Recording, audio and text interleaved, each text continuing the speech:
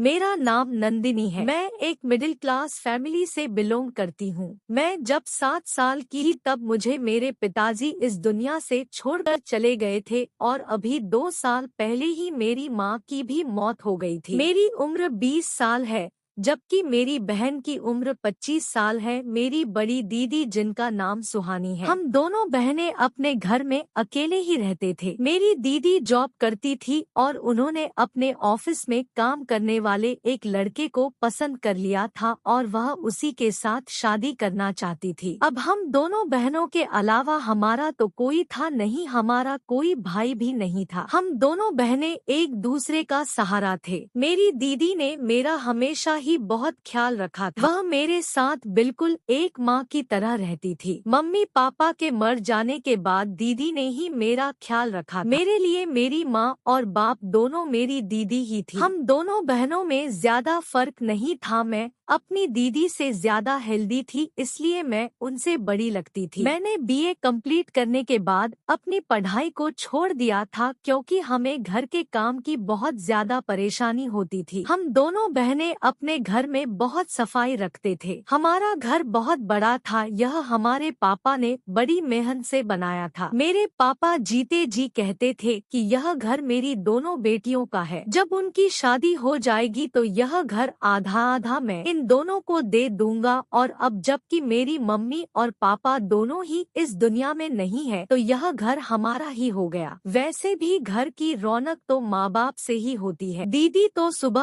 Office के लिए निकलती तो रात को 8 बजे ही घर में घुसती थी। पढ़ाई पूरी होने के बाद मैंने घर में ही ठहरने का फैसला कर लिया था। मैं घर में ही रहती थी। सारा दिन अकेले रह कर बोर हो जाती थी, इसलिए मैं बच्चों को ट्यूशन पढ़ाने लगी थी। इसी तरह मेरा टाइम भी पास हो जाता था और घर के भी सारे काम हो जाते थे। मेरी दीदी जिस लड़के को पसंद करती थी वह अपने माता पिता का इकलौता बेटा था। उसके माता पिता गांव में रहते थे और वह लोग बहुत ज्यादा गरीब थे। वह यहीं शहर में रहकर अपने माता पिता को हर महीने अपनी सैलरी भेज दिया करता था। जब उसने मेरी दीदी को पसंद कर लिया तो उसने मेरे दीदी के साथ शादी करने का फैसला कर लिया। हमें तो इस रिश्ते से कोई ऐतराज नहीं था क्योंकि लड़का बहुत अच्छा था। मुझे भी बहुत अच्छा लगा था और वह मेरी दीदी से बहुत ज्यादा प्यार करता था। उसने अपने माता पिता को मेरी दीदी के बारे में सब कुछ बता दिया था और दीदी की फोटो भी सेंड कर दी थी। उसके घर वालों को मेरी दीदी बहुत पसंद आई थी और उन्होंने इस रिश्ते के लिए हाँ कर दी थी और कहा था कि जल्द से जल्द शादी करके हमारी बहू को हमारे पास भेज दो। मेरी दीदी गांव नहीं जाना चाहती। वैसे भी सुनील जीजू तो शहर में काम करते थे। मेरी दीदी ने सोचा कि जब सुनील शहर में काम करता है तो वह गांव जाकर क्या करेगी। सुनील जीजू ने अपने माता पिता से जब इस बारे में बात की तो उन्होंने कहा कि बस हमें इसी बात का डर है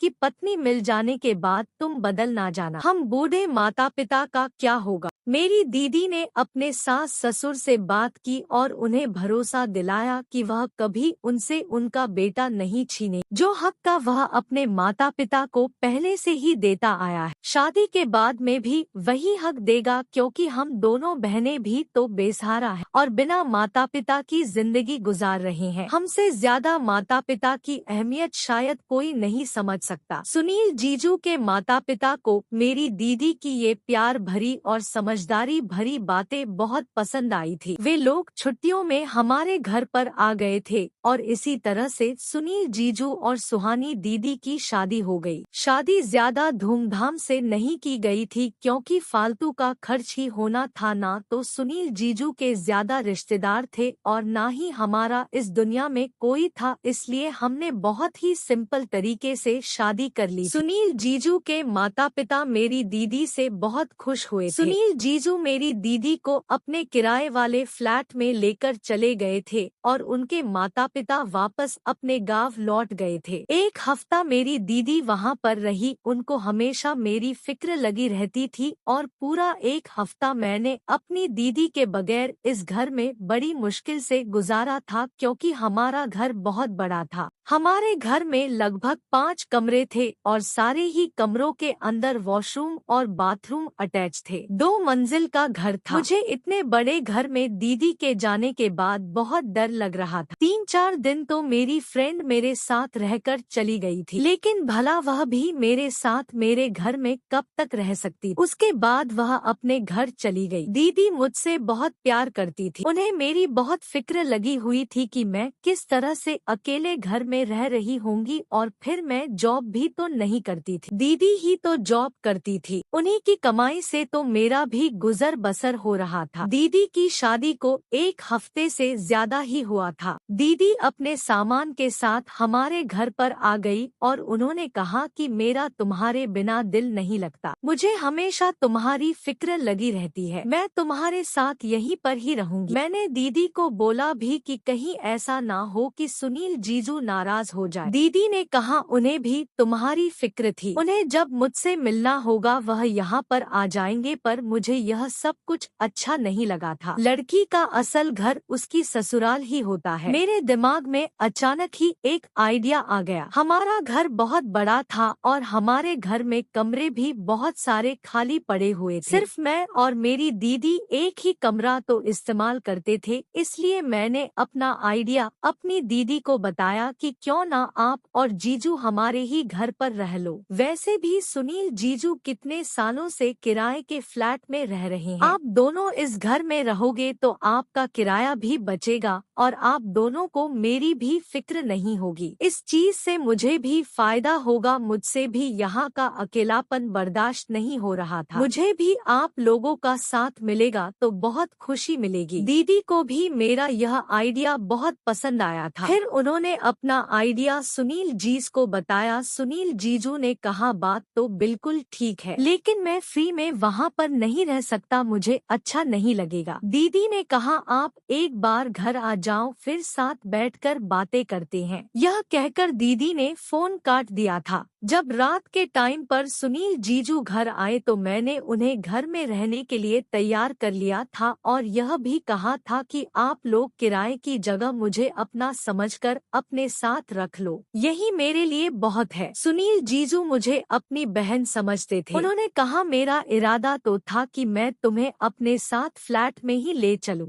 लेकिन फ्लैट बहुत ज्यादा छोटा है, हम 2 लोगों का गुजारा ही वहाँ पर बड़ी मुश्किल से होगा, इसलिए मैंने तुम्हें वहाँ ले जाने के लिए नहीं कहा। मैंने कहा कोई बात नहीं, अब आप लोग यहाँ पर मेरे साथ रहोगे, अब यही आपका घर है। वैसे भी यह घर मेरी दीदी और मेरा दोनों का ही तो है। सुनील जीजू बहुत अच्छे थे, वह हमारे घर में रहने के लिए तैयार हो गए। उन्होंने अपना फ्लैट खाली कर दिया और वहाँ से सामान हमारे घर में शिफ्ट हो गया। अब दीदी और जीजू सुबह को साथ जॉब करने के लिए चले जाते थे और मैं उन दोनों पति पत्नी के लिए रात का खाना तैयार कर लिया करती थी। इसी तरह से दिन गुजरते चले गए। मेरी दीदी की शादी को पूरे 2 साल हो गए थे और अभी तक मेरी दीदी को कोई औलाद नहीं हो सकी थी। दीदी को भी बच्चों का बहुत शौक था। उधर सुनील जीजू को भी बच्चे बहुत अच्छे लगते थे। दीदी ने काफी सारे डॉक्टर को भी दिखा दिया था, पर रिजल्ट कुछ भी नहीं आया था और फिर धीरे धीरे 4 और फिर 5 साल मेरी दीदी की शादी को गुजर गए थे और अभी तक हमारे घर में बच्चों की किलकारी नहीं गूंजी थी। मैं भी अपने घर में रौनक देखना चाहती थी, बच्चों की चहल पहल, बच्चों की आवाजें, उनके साथ खेलना, लेकिन हम सब बहुत मायूस हो चुके थे और अब तो मेरी दीदी भी हार मानने लगी थी। दीदी मेरी शादी की बहुत ज्यादा जिद किया करती थी, लेकिन मैं अभी शादी नहीं करना चाहती थी। मेरी चाहत थी कि पहले मैं अपनी दीदी की बच्चों के साथ खूब खेल लूं, उसके बाद तो मैं शादी करके अपने ससुराल चली जाऊंगी। लेकिन शायद मेरी यह ख्वाहिश ही रह जानी थी।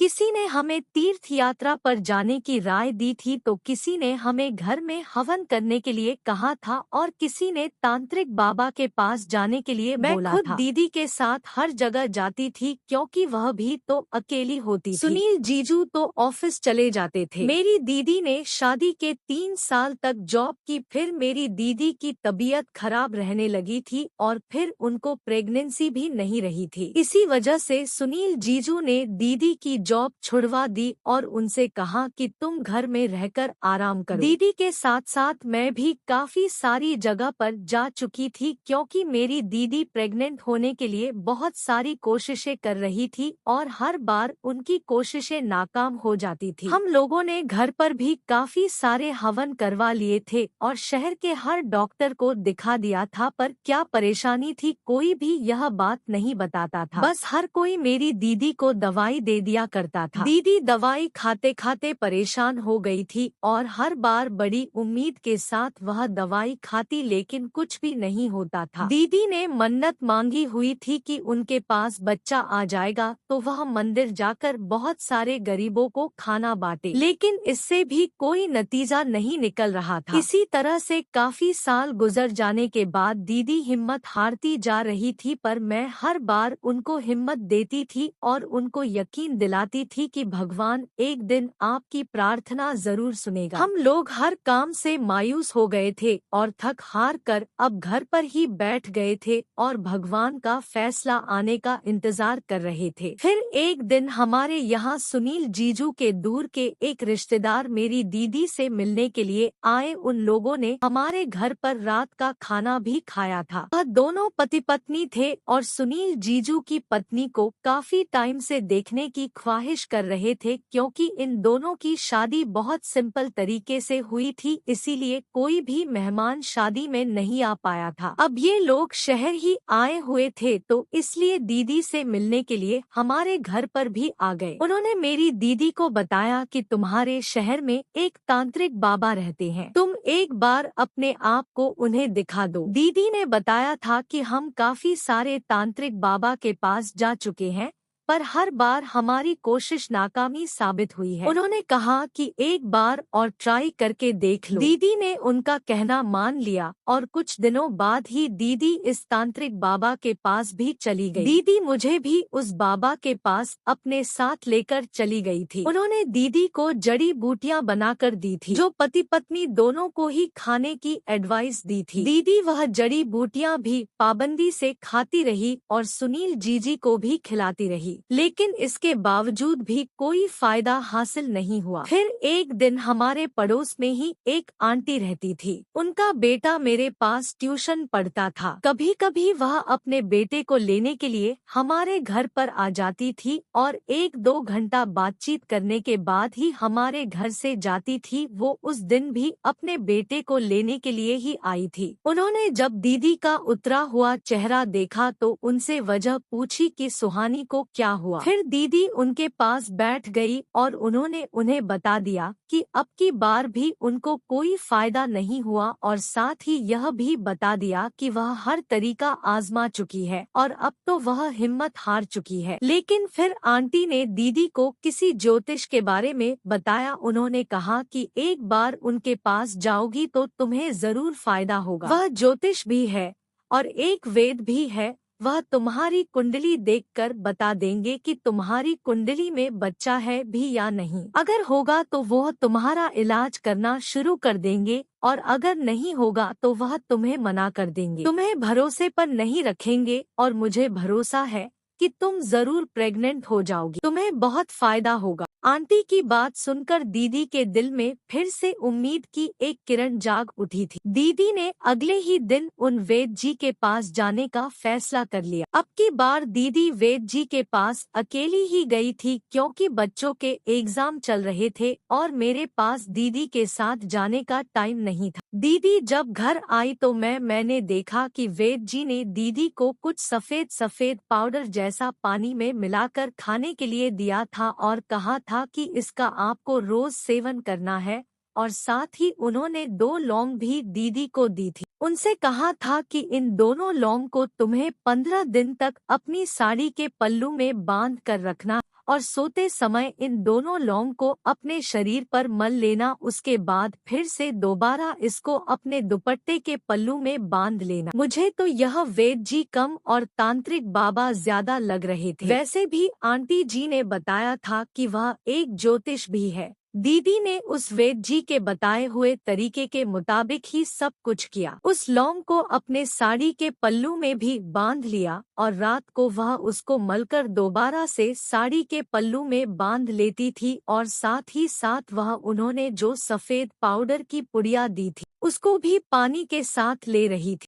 अगले हफ्ते ही दीदी प्रेग्नेंट हो गई। दीदी जब प्रेग्नेंट हुई तो मैं बहुत हैरान रह गई थी कि यह सब कुछ आखिर कैसे हो गया। दीदी इन दो चीजों की वजह से इतनी आसानी से प्रेग्नेंट हो गई, भला ऐसे कैसे हो सकता है। फिलहाल दीदी तो बहुत ज्यादा खुश थी क्योंकि वह माँ बनने वाली थी।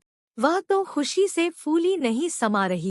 उन्होंने यह गुड न्यूज सुनील जीजू को सुनाना चाहा। जब जीजू घर आए तो दीदी ने उनको बड़ी खुशी खुशी यह गुड न्यूज सुना दी और वह भी यह बात सुनकर बहुत हैरान हुए थे कि पिछले 5 सालों में तो ऐसा कुछ भी नहीं हुआ, तो फिर अब एक मामूली वैद्य के पास जाने से इतनी जल्दी दीदी प्रेग्नेंट कैसे हो। सुनील जीजू ने दीदी से डॉक्टर के पास चलने के लिए कहा तो दीदी ने साफ इनकार कर दिया और यह कह दिया कि वह डॉक्टर के पास नहीं जाएंगी। डॉक्टर उल्टी सीधी दवाइयां दे देते हैं और फिर उनको इतने समय बाद यह गुड न्यूज मिली जिसको वह अब बर्बाद नहीं करना। लेकिन मेरे दिमाग में अभी तक यही सब कुछ चल रहा था कि भला यह सब कुछ मुमकिन कैसे हो सकता। सिर्फ 2 लौंग के टुकड़े अपने शरीर पर मलने से और वह सफेद पुड़िया, उसमें ऐसा क्या है जिसका सेवन करने से दीदी प्रेग्नेंट हो गई। जबकि मेरी आंखों देखी दीदी ने कोई भी डॉक्टर नहीं छोड़ा और ना ही कोई तांत्रिक बाबा छोड़ा। बहुत से तांत्रिक बाबा ने भी दीदी को जड़ी बूटी और ना जाने क्या क्या इस्तेमाल करने के लिए दिया था, पर दीदी उन चीजों से भी प्रेग्नेंट नहीं हुई थी। तो फिर यह सब क्या। इस सब से तो बहुत जल्दी ही रिजल्ट निकल कर आ गया था। ज्यादा इंतजार भी नहीं करना पड़ा था। माँ बनना या नहीं बनना, यह सब कुछ तो भगवान के हाथ में है। फिर इस वेद ने मेरी दीदी को ऐसा क्या दिया था, ये सब कुछ कैसे मुमकिन हुआ, मेरी तो कुछ भी समझ में नहीं आ रहा था। मुझे दीदी की हरकतें भी बड़ी अजीब सी लगने लगी थी और तो और हैरानी की बात यह थी कि 15 दिन गुजरते ही दीदी का पेट भी बढ़ता हुआ नजर आने लगा था। मैं बहुत ज्यादा हैरान रह गई थी कि भला प्रेग्नेंट लेडी का पेट भी तीसरे या चौथे महीने में बाहर निकलने लगता है, पर मेरी दीदी का पेट तो 15 दिन के बाद ही बढ़ना शुरू हो गया था। मैं अगर दीदी से कुछ कहती तो वह मुझे डांट देती थी और कहती थी कि तुम जो वेजी पर शक कर रही हो। उन्होंने मेरी कुंडली देखकर बताया था कि तुम्हारी कुंडली में माँ बनने का सुख बहुत जल्दी है, तुम जल्दी ही माँ बन जाओगी। और उनकी कही हुई बात बिल्कुल सही साबित हुई। देखो, मुझे 1 हफ्ते बाद ही गुड न्यूज मिली। मैंने अब दीदी से इससे रिलेटेड कोई भी सवाल पूछना बंद कर दिया था, लेकिन अब मुझे ये राज जानने का इंटरेस्ट जागने लगा था। मैं जानना चाहती थी कि भला यह सब कुछ इतनी जल्दी कैसे हो गया जो इतने सालों में नहीं हुआ, वह 1 हफ्ते में कैसे हो गया। एक दिन मेरी दीदी बाथरूम में नहाने के लिए गई थी और उन्होंने अपनी वह साड़ी उतारकर बाथरूम में ही टंगी रहने दी जिस साड़ी के पल्लू में वो 2 लौंग बंधी हुई थी। मैं पहले किचन में गई और मैंने गरम मसाले के डिब्बे से 2 लौंग निकालकर अपने हाथ में रख ली और फिर व्हाइट सोडा निकाला, उसकी कुछ पुड़िया बनाई और जाकर दीदी की असली वाली पुड़िया अपने पास रख ली और वह व्हाइट सोडे वाली पुड़िया से बदल दी। उसके बाद मैंने जल्दी से बाथरूम में जाकर दीदी की साड़ी के पल्लू में किचन से लाई हुई लौंग उनके पल्लू में बांध दी और जो लौंग उनके पल्लू में पहले से ही बंधी हुई थी वो अपने पास रख ली। मैंने वो पुड़िया पानी के साथ ली और उसके बाद वो लौंग भी अपने दुपट्टे के पल्लू में बांध ली। मैं भी देखना चाहती थी कि आखिर इतनी जल्दी असर कैसे होता है। मुझे पता था कि मेरे ऊपर तो कोई असर हो ही नहीं सकता था क्योंकि मैं तो शादीशुदा भी नहीं थी। यह सब किए हुए मुझे लगभग 4-5 दिन हो गए थे और मुझे कुछ भी नहीं हुआ था। मैं बहुत ज्यादा बेफिक्र हो गई थी और समझ गई थी कि यह ज्योतिष मेरी दीदी को बेवकूफ बना रहा है। मैं यही सब कुछ सोच रही थी। रात का टाइम था और फिर मैं सो गई। जब सुबह मेरी आँख खुली तो यह देखकर मेरे पैरों तले से जमीन निकल गई कि मेरा पेट दीदी की तरह बड़ा हुआ था। इसका मतलब मैं भी प्रेग्नेंट हो गई थी। मैं बहुत परेशान हो गई थी कि मेरे पेट को अचानक क्या हो गया। मेरा पेट बिल्कुल प्रेग्नेंट लेडी की तरह हो गया था। मैं परेशान थी कि मेरी तो अभी तक शादी भी नहीं हुई, फिर मैं प्रेग्नेंट कैसे हो सकती हूँ। मैं अब बिल्कुल प्रेग्नेंट औरत की तरह लग रही थी। अब मैं दीदी और जीजू के सामने भी नहीं आती थी और मुझे रह रह कर यह ख्याल आ रहा था कि मैं दुनिया वालों से कैसे नजर मिलाऊंगी। कोई भी मेरी बात पर यकीन नहीं करेगा। मैंने बच्चों के पेरेंट्स को भी फोन करके मना कर दिया था कि वो ट्यूशन पढ़ने के लिए ना आए। मैं कुछ दिनों के लिए कहीं बाहर जा रही हूँ। बच्चों से तो मेरी जान छूट गई थी, लेकिन जो घर के लोग थे उनसे मैं अपनी जान कैसे छुड़ा ली। मैं सारा दिन अपने कमरे में ही रहने लगी थी। अपना पेट भी सबसे छुपा कर रखती थी। जैसे जैसे दिन बीत रहे थे मेरा पेट भी बाहर निकलता चला जा रहा था और इसी तरह का पेट दीदी का भी हो रहा था। उनका पेट बढ़ना तो प्रेगनेंसी की निशानी था, पर भला मेरे साथ यह सब कुछ क्या हो रहा था। मुझे कोई देख ना ले इसलिए मैं कमरे से बाहर भी नहीं निकलती थी। दीदी जब मुझे किसी काम के लिए आवाज लगाती तो मैं कोई ना कोई बहाना बनाकर बाहर ना आने पर उनसे इनकार कर दिया करती थी। जीजू भी दीदी से मेरे बारे में पूछते थे कि नंदिनी कहीं दिखाई नहीं दे रही। आजकल वह मुझसे बातचीत भी नहीं करती है। दीदी यह कह देती थी कि शायद उसकी तबीयत ठीक नहीं है। कमरे से ज्यादा बाहर ही नहीं निकलती। काफी दिन तक तो मैंने यह सब कुछ संभाल लिया था, लेकिन एक दिन दीदी मेरे कमरे में आ ही गई थी और मुझे देखकर बहुत हैरान रह गई थी। उन्होंने मेरे मुंह पर थप्पड़ भी मार दिया था और कहा था कि अगर ऐसी कोई बात थी तो तुम हमें भी तो बता सकती थी। हम खामोशी से तुम्हारी शादी कर देते, पर तुम्हें हमारी इज्जत पर दाग लगाने की क्या जरूरत थी। मैं बहुत ज्यादा शर्मिंदा हो रही थी और मेरी समझ नहीं आ रहा था कि दीदी को किस तरह से अपनी सच्चाई का यकीन दिलाऊंगी। आंसू निकल रहे थे। दीदी के बहुत ज्यादा जिद करने पर मैंने उनको बताया कि आपको जो पुड़िया वाली दवाई वेद जी ने दी थी और जो लौंग आपके पल्लू में बांधने के लिए दी थी, वह लौंग मैंने आपके पल्लू से चोरी करके अपने पल्लू में बांध ली थी और आपकी पुड़िया वाली दवाई को भी मैंने बदलकर असली वाली पुड़िया की दवाई को खा लिया था। मैं यह जानना चाहती थी कि आप अचानक इतनी जल्दी प्रेग्नेंट कैसे हो गई थी। बस इसी सब की वजह से मेरा पेट बाहर निकल आया। दीदी मैं आपसे हाथ जोड़कर रिक्वेस्ट करती हूँ कि अपनी बहन पर भरोसा रखो। आपकी बहन ने कभी कुछ भी गलत करने के बारे में सोचा तक नहीं। जो मैं बता रही हूँ वही सच है। यही वजह है कि मेरा पेट प्रेग्नेंट लेडी की तरह लगने लगी। दीदी को भी यह सब कुछ सुनकर बहुत हैरान हुई थी कि मैं तो शादीशुदा भी नहीं थी, फिर मेरे साथ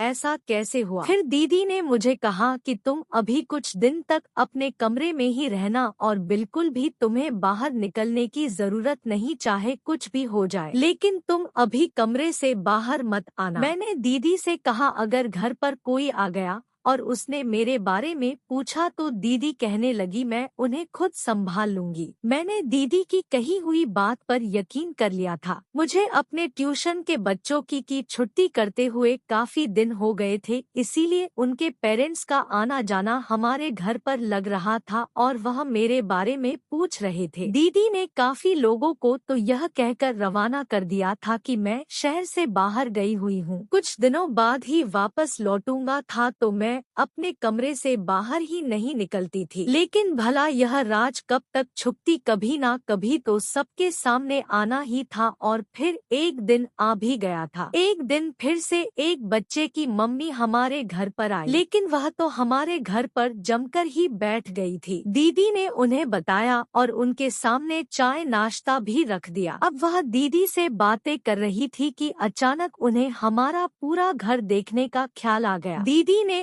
उनसे बहुत सारे बहाने बनाए और ऊपर के पोर्शन वाले सारे कमरे दिखा दिए, लेकिन वह नीचे वाला कमरा भी देखना चाहती थी जिस कमरे में मैं थी, और वह समझ गई थी कि मेरी दीदी उनसे कुछ छुपा रही है। उस औरत को मेरी दीदी बहुत अजीब सी लग रही थी। फिर वह हुआ जिसके बारे में मैं सोच भी नहीं सकती थी। दीदी के पास अचानक किसी की कॉल आ गई। वह फोन पर बात करने में बिजी हो गई और उस बच्चे की मम्मी ने कमरे का दरवाजा खोल ही लिया और वह मेरे कमरे के अंदर आ गई। उनकी नजर जैसे ही मुझ पर पड़ी वह हैरान रह गई थी। मैं भी उन्हें देखकर हक्का बक्का रह गई थी कि अब क्या होगा। अब तो मेरी इज्जत सिर्फ भगवान के हाथ में ही थी। फिर ऐसा हुआ कि अचानक उस औरत के मोबाइल पर किसी की कॉल आने लगी और कॉल आने वाले इंसान ने बताया कि उनकी बेटी की बहुत ज्यादा तबीयत खराब है। वो फौरन उल्टे पैरों हमारे घर से भागी चली गई। तब जाकर हमारी सांस में सांस आई थी। अब दीदी ने कहा कि इसका जल्द से जल्द कोई सॉल्यूशन निकालना होगा, वरना हम किसी को मुंह दिखाने के काबिल नहीं रहेंगे। इस टाइम तो भगवान ने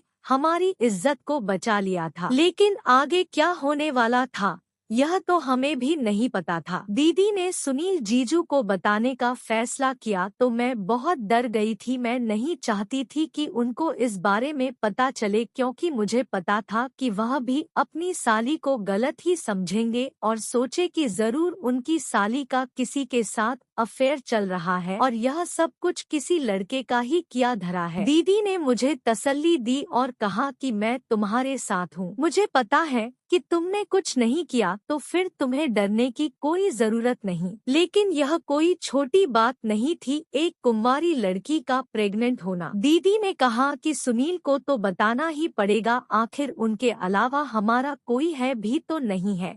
उन्हें बिना बताए इस चीज का सॉल्यूशन कैसे निकालेंगे। और फिर दीदी ने इस बारे में सुनील जीजू को बता दिया था। जीजू मुझ पर बहुत ज्यादा गुस्सा हुए थे। मुझे पता था कि उनको भी दवाई वाली बात पर यकीन नहीं आएगा और उनका भी यही कहना था कि तुम्हारी बहन ने बहुत गलत कदम उठाया है। मैं बहुत शर्मिंदा थी कि अनजाने में मैंने इतनी बड़ी गलती कैसे कर दी। दीदी ने जीजू को बहुत समझाने की कोशिश की, जिस पर उन्होंने कहा कि तुम मुझे अपनी बहन की साइड लेकर बेवकूफ बनाने की कोशिश कर रही हो, और उन्होंने दीदी की किसी बात पर यकीन नहीं किया। जीजू हम दोनों बहनों से बहुत ज्यादा नाराज हो गए। अब दीदी ने जीजू से कहा था कि डॉक्टर के पास चलते हैं, जरूर हमें इस प्रॉब्लम का सॉल्यूशन मिल जाएगा। लेकिन जीजू ने इस बात का कोई जवाब नहीं दिया और वह अपने कमरे में चले गए थे और मैं भी अपने कमरे में चली गई थी और बहुत रोई थी कि यह सब कुछ मेरे साथ क्या हो रहा है। मैं जीजू की नजरों में भी गिर गई थी। मैंने जीजू को अपना भाई मान लिया था और उनको मेरी बात पर यकीन करना चाहिए था, बल्कि इस परेशानी के कड़े वक्त में उनको मेरा साथ देना चाहिए था, पर वह तो नाराज ही हो गए थे। मैं उनसे नजरें मिलाने के काबिल नहीं रही थी। जीजू मुझे जब कमरे से बाहर देखते तो दीदी पर गुस्सा करते थे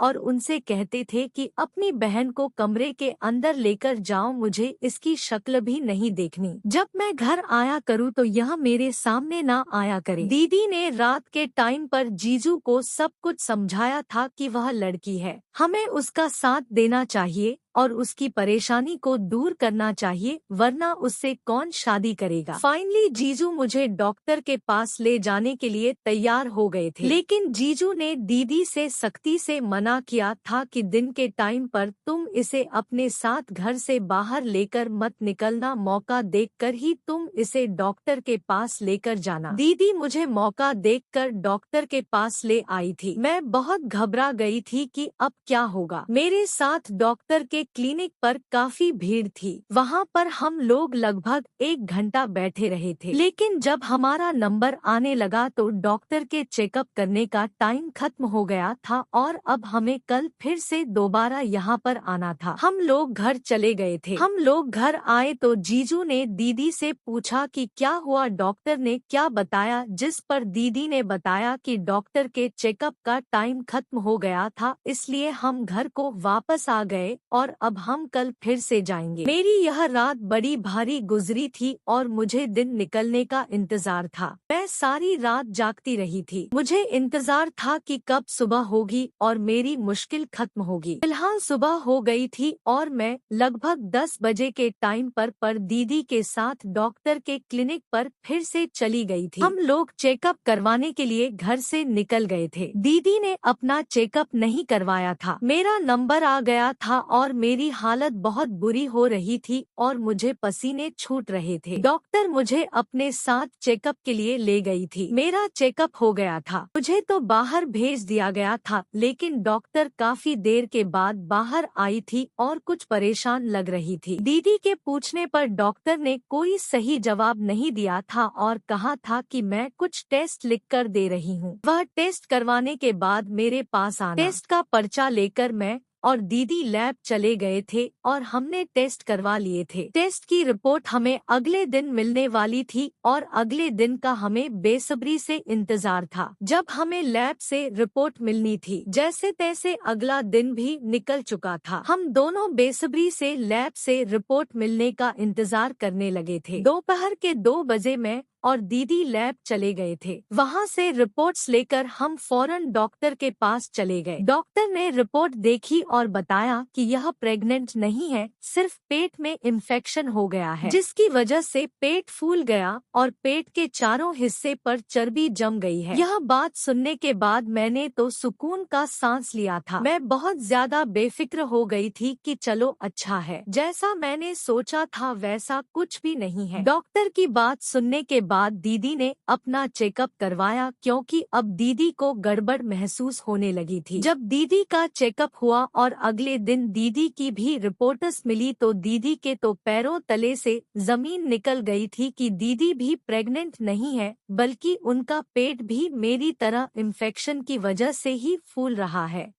दीदी को अभी यकीन हो चुका था कि वह वेद एक फ्रॉड आदमी है और लोगों को पैसों के नाम पर ठग रहा है, बल्कि अपनी दवाई से वह लोगों के पेट में बीमारियां पैदा कर रहा है। दीदी मेरे सामने बहुत शर्मिंदा हो गई थी। यह बात जब जीजू को पता चली तो वह भी बहुत अफसोस में चले गए थे और उन्होंने मुझ पर जितना भी गुस्सा किया था उसके लिए वह मुझसे माफी मांगने लगे। दीदी ने भी मुझसे कहा था कि मैं भी इतनी समझदार होने के बावजूद भी एक वेद और ज्योतिष जैसे आदमी पर भरोसा कर बैठी। उस आदमी की उस पुड़िया वाली घटिया दवाई की वजह से हम दोनों बहनों के पेट में इन्फेक्शन हो गया था। इस चीज का ट्रीटमेंट तो हमारा शुरू हो गया था। वह आदमी इस तरह से ना जाने कितने लोगों को बेवकूफ बना रहा था और उनके पेट में बीमारियां पैदा कर रहा था। मेरी दीदी और जीजू ने मिलकर उस फ्रॉड वेद के खिलाफ पुलिस में केस दर्ज कर दिया। पुलिस ने उसको और उसकी टीम को अरेस्ट कर लिया था,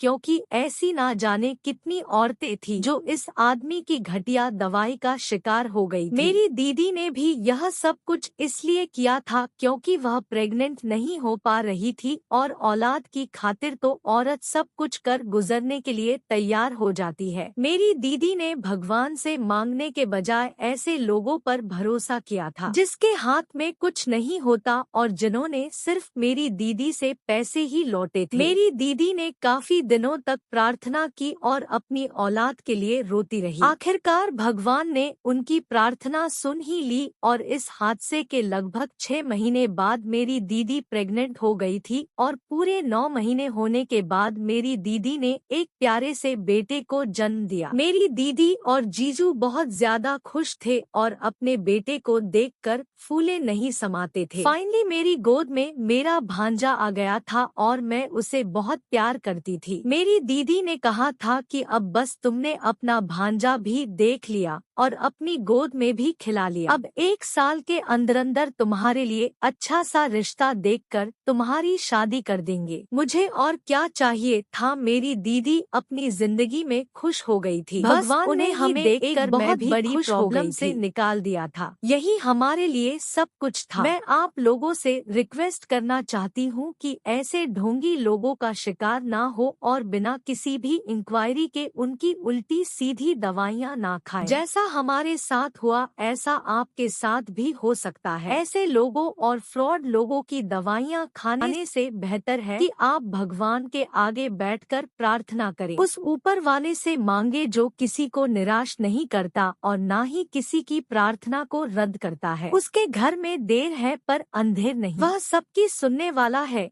इसीलिए मैं आप लोगों से कहना चाहती हूँ कि फ्रॉड लोगों से बचकर रहे, और अगर आप लोगों को अपने आसपास ऐसा लगता है कि ऐसे फ्रॉड लोग हैं जो लोगों को तरह तरह के झूठे झांसे देकर लूट रहे हैं, तो ऐसे लोगों के खिलाफ कार्यवाही करें और उन्हें अपने एरिया से भगाने की कोशिश करें ताकि वह और लोगों को बेवकूफ ना बना सके। दोस्तों, उम्मीद करती हूँ आपको हमारी कहानी पसंद आई होगी। कहानी पसंद आई है तो वीडियो को लाइक करें, चैनल पर नए हैं तो चैनल को सब्सक्राइब करें और हाँ, नोटिफिकेशन बेल को जरूर दबाएं ताकि अगली अपडेट सबसे पहले आपको मिले।